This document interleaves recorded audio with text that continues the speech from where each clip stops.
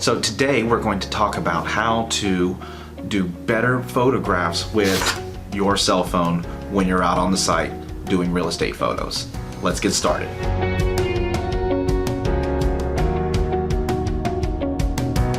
Alright, so when we're taking photos at a property, we're going to need more than just our cell phone in order to make that happen. That is the main thing you're going to need, however. You're probably going to want to have a tripod, and you're going to want to have one of these guys that will allow you to attach your cell phone to a tripod.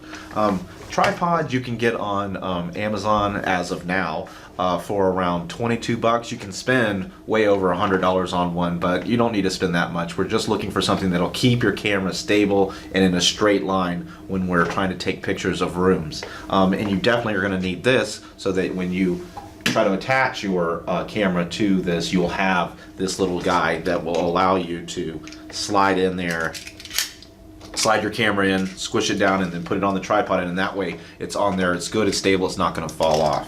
You can get one of these guys for around 20 bucks on Amazon right now. They have them in a wide variety of different kinds. The main thing that I'm looking for when I get one, though, is one that will allow me to change it from portrait to landscape and then back as well, without me having to remove it from the tripod to do so. That makes it a lot faster. Also, things that I've found very, very helpful in, I know it sounds like a small thing, but a lint-free cloth so that I can wipe off the lens on the back of my camera so that it's good and clear when I go to take a picture. You don't want to have any kind of smudges on it, and because it's a cell phone, your hands are always on it. It's in your pocket or it's in your purse or wherever you carry it, and it can get smudged up.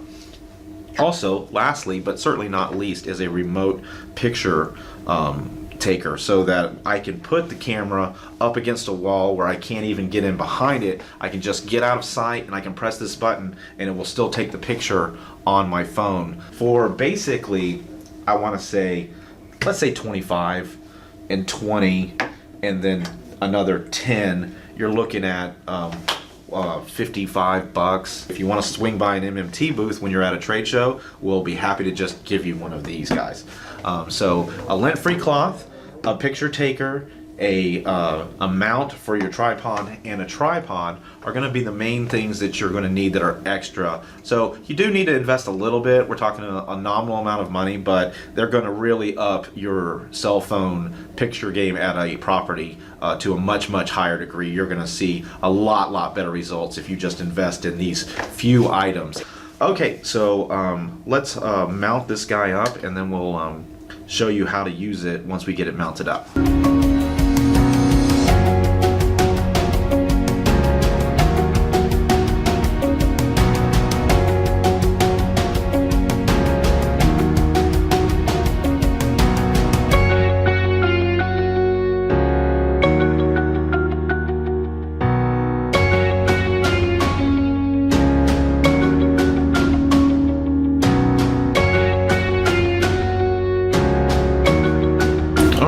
So now we've got the camera mounted.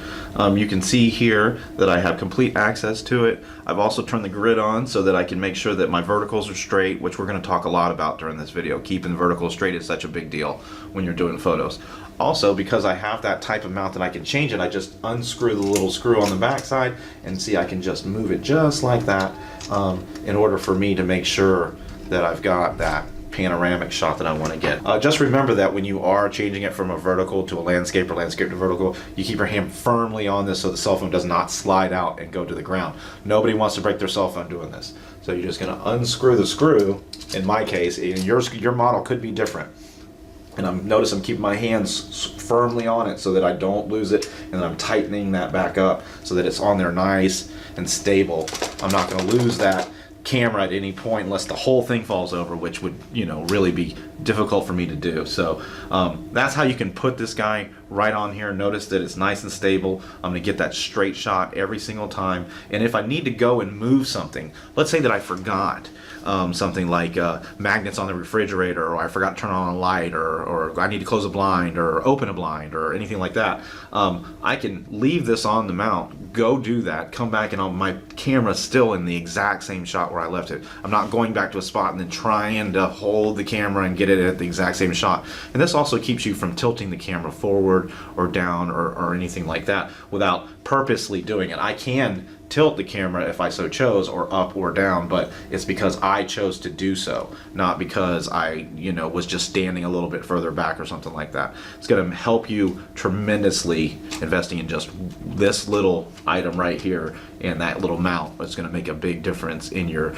cell phone photo game at a property. Okay, so we're going to look at an Android phone now and look at the settings. It's very important that you become familiar with the settings on an Android or an iPhone, whichever one you have. That's really the key here, is knowing what your phone can do and what it can't do, and where the settings are to do that. So first off, with an Android phone, I'm just going to go to the camera on your phone, and you notice right away that I have these grid lines on my phone, and what's important is knowing how to turn those on and turn those off in this scenario. So I'm just going to go to that gear at the top right hand corner, and I'm going to scroll this guy down, and you'll see right there it says grid lines 3x3, and if I click on that, you'll see that it has off, 3x3, and square. In this scenario, you're wanting to use a 3x3, and the grid lines are extremely important for keeping your lines straight when you're trying to take a picture. Sometimes you're looking at it from an eye view, and when you do it from an eye view, you might think it looks straight, but when you take the picture, it's just all way off. So knowing that your camera is seeing it straight is really the most important thing here. So we're just going to leave that on, and I'm going to click this arrow to go back. That's going to take me back to the main page. Right now this camera is set to auto, and it's set with the flash turned off. I can turn the flash on if I want by clicking that, and it'll set right there, automatic flash. Or I can turn it to turn flash on, which means that even if the camera doesn't think it should take a flash, it's going to use the flash anyway. And I'm just going to turn the flash off. Generally speaking, when I do these photos, I like to have the flash turned off. The flash is just going to give you a harsh light, and it's not going to be a natural feel for the house, and you want it to be a natural, bright, cheery house type of look, not something that you took a flash with. If you're not getting enough light, rather than using the flash, I would suggest that you turn as many lights on or open up windows if it's at all possible. The next one over is just going to allow it to go to full view or not full view. In this case, it just is the very bottom of the screen. It's not a big deal. And then the last one will turn it from the self camera to the back camera, and you're always going to want to take pictures with the back camera. Almost every cell phone, the back camera has a higher amount of megapixels than the front camera does. Some of them have the same, but it's too hard to take the picture from the front camera anyway. You're definitely going to want to use the back camera, so always use that. To get to the settings on an Android, you're going to swipe the camera over to the right, and then all of your settings are going to show up. This is where you can set it on auto, pro, panorama. This is where you can change those settings if you need to. Pro is going to give you more focus places, and if you want to do depth of field or something along those lines. We're not really touching on that this time, but I just want you to know that you can do white balance and standards and ISOs and all kinds of stuff in this area, and you just want, if you want to get involved in that, there's lots of videos that you could watch on the internet that would explain all this to you. We're trying to keep it simple enough, but making it better for you to take pictures when you have to take pictures with your cell phone. So let's go back and let's just put that back on auto. There was one more setting in the gears that I forgot about and I want to make sure is turned on, and this is that HDR. I need this set to auto. That's going to do automatic adjustments for lighting and things of that nature. It does a lot without you having to make any changes, so you're definitely going to want to leave that on auto. That way the camera will decide if it needs to do it or not.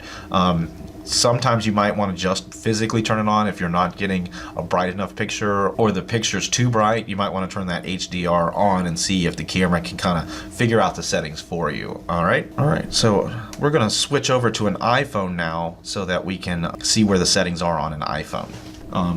On an iPhone, what we want to do is we want to go to the camera.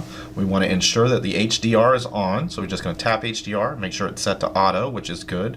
I want to turn that flash off so that I am sure that I won't have any flashing going on even when I don't want it to. I can always turn it on later if I'd like, and then I can swipe this at the bottom here to go to panoramic photo if I so chose. So photo, panoramic photo. If I hit the button and I go to settings, I can scroll the settings down until I find where it says camera. It might say photo and camera. It just depends on what version of iOS you're running. If that's the case, you would click on the one that says photos and camera, and there'll be a toggle in there to turn the grid lines on and off. You're going to want to turn them on for real estate photography.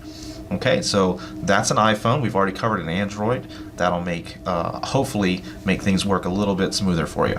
Okay, so right now we're going to try to do a panoramic photo, and I just want to show you what the camera's seeing right now before I take this picture. Right now, I don't know if you can see it that well, but we're going to take a look at it when we do the video. What you're seeing is this camera is trying to take a picture of this room, and what it's seeing is basically just this area here. We want to make it so that it can get as much of the room into one picture as possible, so we're going to do what's called a panoramic photo. There are two choices to doing a panoramic photo. One is going to be holding the camera yourself. The other is to doing it on a tripod.